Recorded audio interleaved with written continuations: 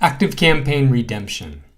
We're going to talk about how you can use ActiveCampaign to allow people to redeem coupons once. And that's kind of typically the big challenge, is how do you know that somebody's already or not redeemed a coupon? Now, this was inspired by a podcast that ActiveCampaign did somewhat recently. And also my wife, who sells art glass, and she goes to the farmer's market in town, and she can also offer to her current email subscribers a coupon if they show up on Saturday with their phone that says that they've got this coupon. Now, to accomplish this, there's going to be a couple automations. We would need to collect the email address, of course. If you collect the phone number, even better. We're going to have some follow-up emails, and we're going to set a time so that this expires just naturally. Whether you do something or not, it expires sometime in the future, so you don't have this open-ended liability. And we kind of want to make it as friction-free as possible. So for instance, any forms that get filled out additionally, which will happen, will be pre-populated with the contact's email address. So let's go ahead and dive right in. So inside ActiveCampaign, we're going to have to create two automations. Originally, I tried to do this all in one, but because we need to send out an email that checks to see if the coupon's been redeemed or not possible without breaking it up. And I'll tell you why and show you when we get to there. Also, we want to have a few tags, and I call my tags reporting-redemption-active-expired and do not disturb. Secondly, we want to have a custom field called redemption expired date, because we want to keep track of when their coupon expires so that we have a little bit of a history there. And then a couple automations right here. One is basically to send them emails, and the other one is to check for their redemption. So to accomplish this, we're going to need to have I'll show you the secret sauce in a moment, but we're going to go with the start one. Here is the stop redemption automation, and here is a form that we need to create. So you want to create a form that's going to be for confirmation. And you really just need to whittle it down to just the email field. And what you're going to want to do is put them on a list, but more importantly, add the tag reporting-redemption-active. That's the important part. I would suggest having a message that says, confirm me now, please check email, because that's what they're going to need to do, is go check their email. They'll get a message that says whether their coupon is valid or it's expired. So the biggie here is you want to grab this link. So you're going to need that link handy.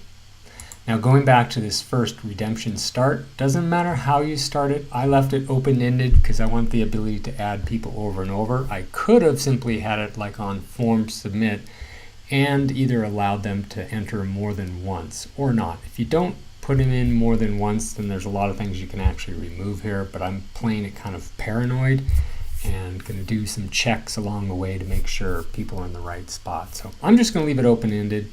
Probably the way you might do it is simply to have a form that puts them in here. No tags are added when they get put in here.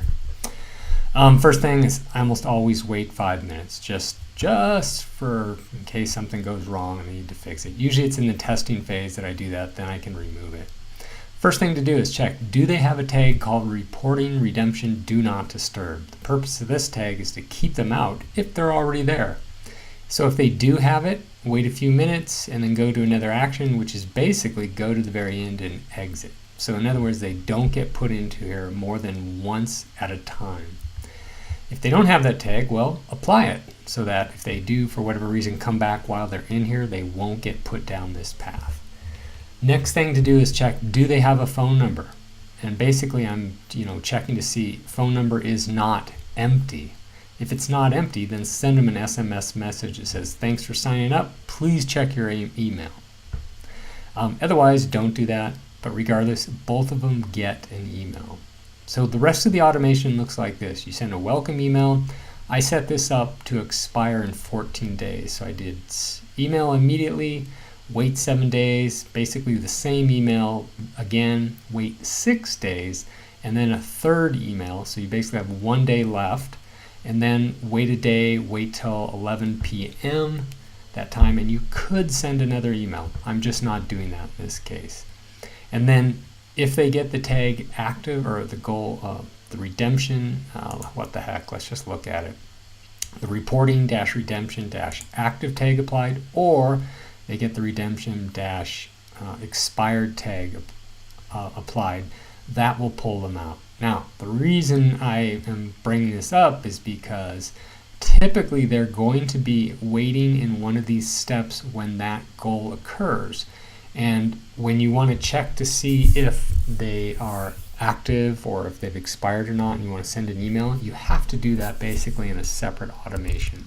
And I'm going to show that one in a second. But that's kind of an important point I learned. I had somebody waiting here, and then they're sent out, supposed to send out an email because they met that goal. However, they're sitting here waiting for 7 days to expire. So that's not the way to do it. But the way it is right here, this will work properly.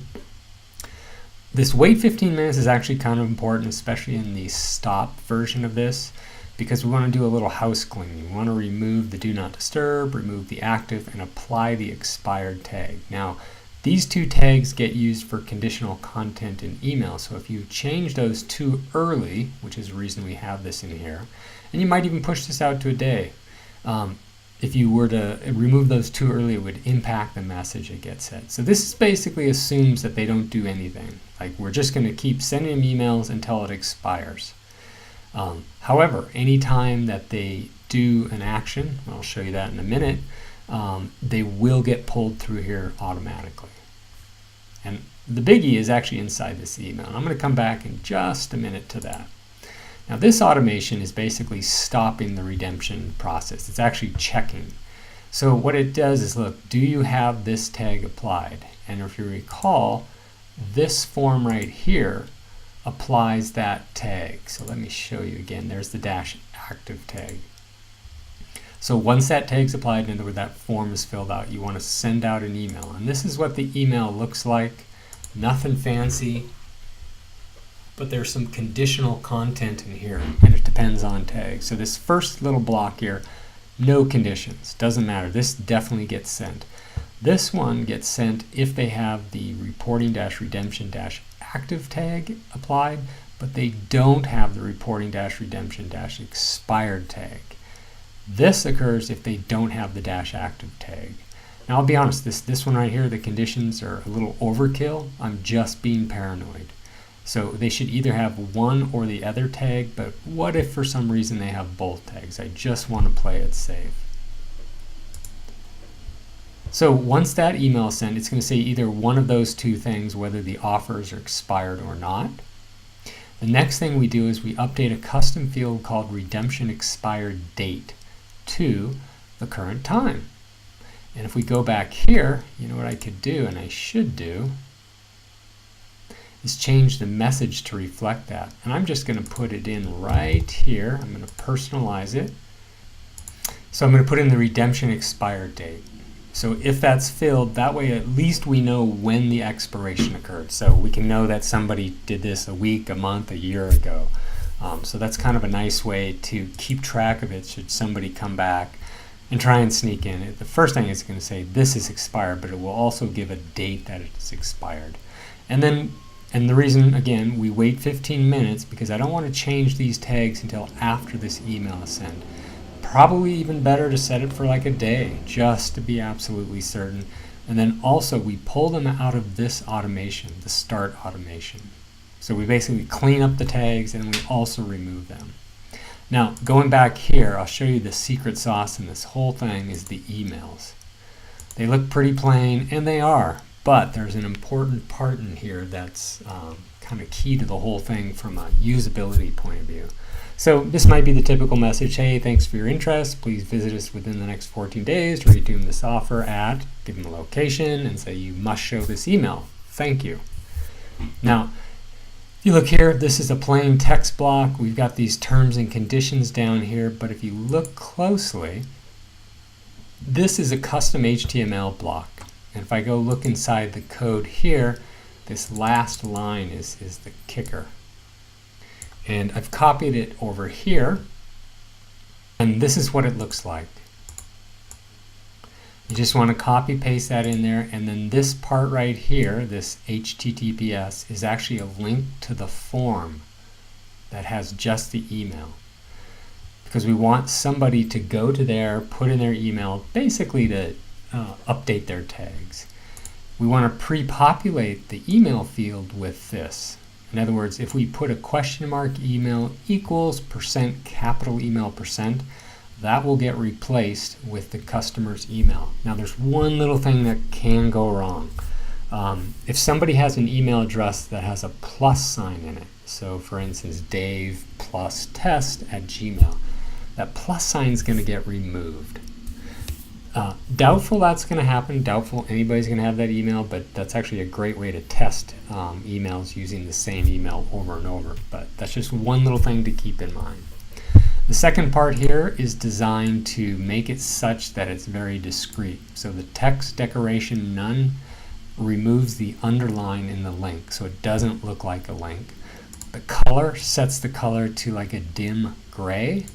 You can of course change that hex color.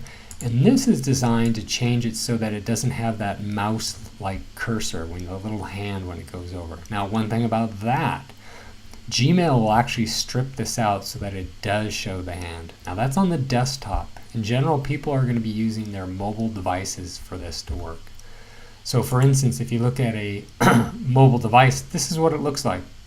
You know, there's no, apparently it looks like there's no links, but there's actually this little secret link at the bottom. So when somebody comes to visit and wants to redeem the coupon, you or they tap on that word at the very bottom. That will open up a new browser with a form field with their email address pre-populated. You click submit, and then their contact will go through the automations and it will send them back an email almost immediately. It says whether they are confirmed or not.